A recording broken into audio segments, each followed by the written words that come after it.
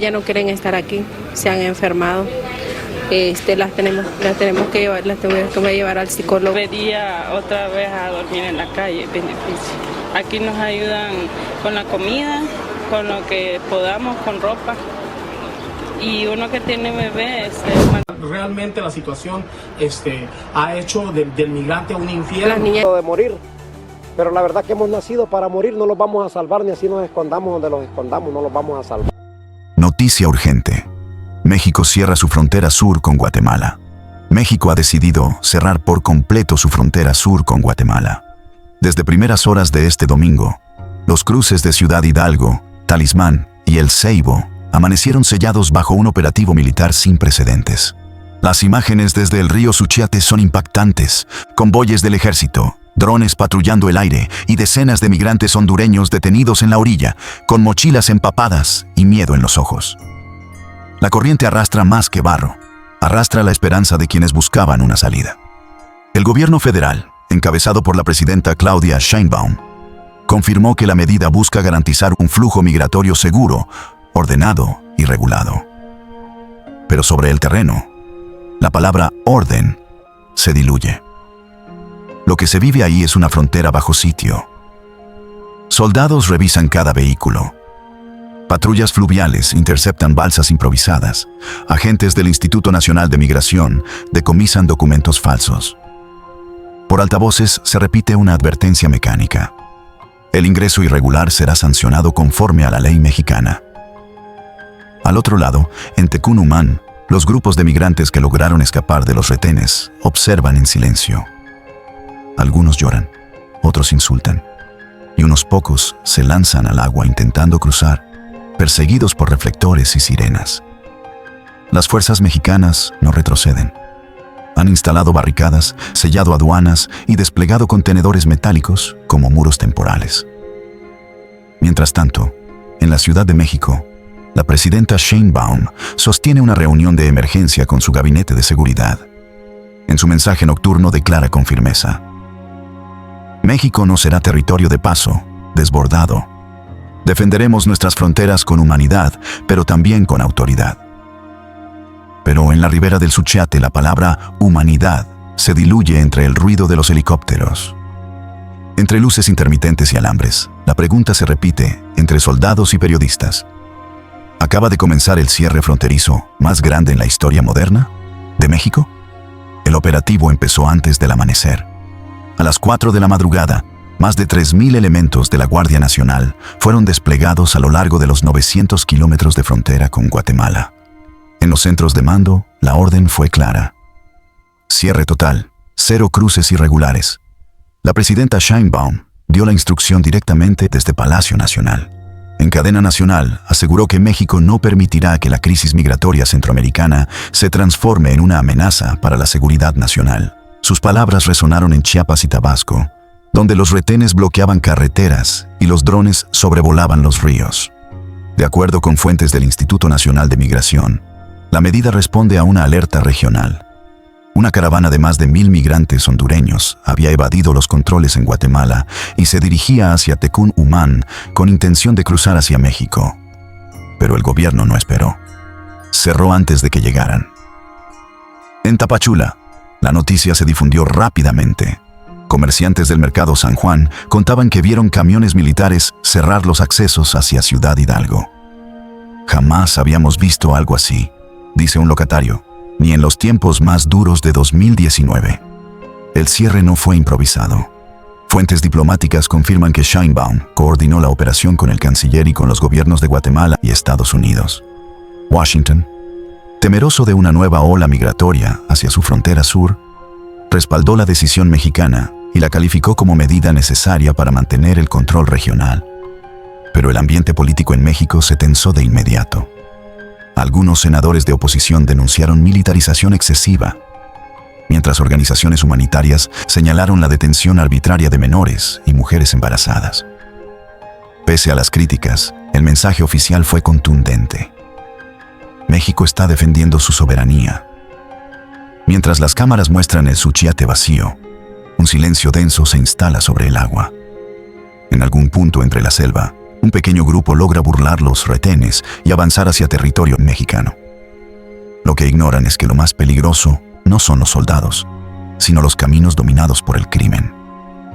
En Ciudad Hidalgo, el ambiente es tenso. El olor a caucho quemado y humedad impregna las calles.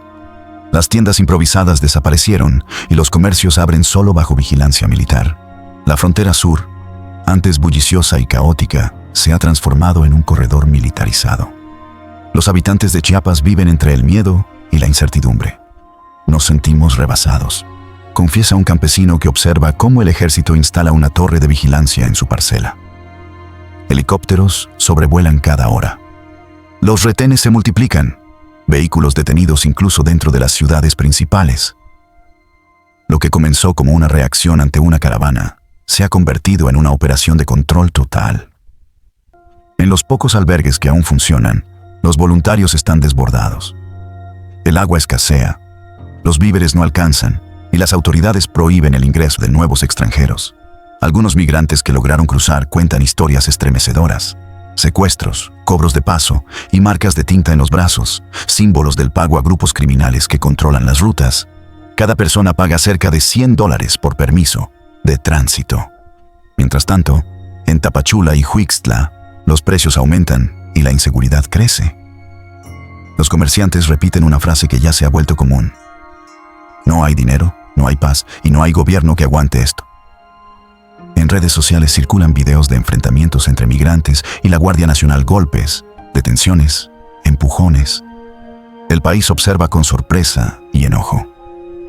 La presidenta Sheinbaum enfrenta ahora el dilema más delicado de su mandato: mantener la imagen humanitaria de México o sostener la línea dura que exige su base política.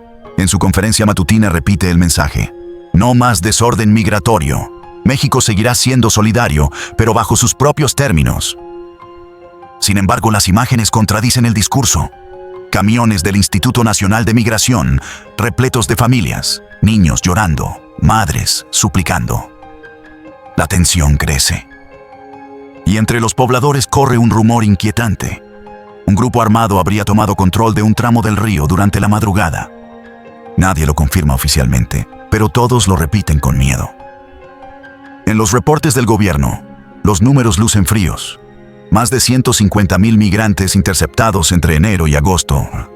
3,000 elementos desplegados en Chiapas y Tabasco. 24 retenes activos en rutas secundarias. Pero detrás de las cifras hay una realidad invisible. Comunidades locales agotadas. Los hospitales de Tapachula operan al límite. Las camas de urgencias están ocupadas por migrantes enfermos o deshidratados.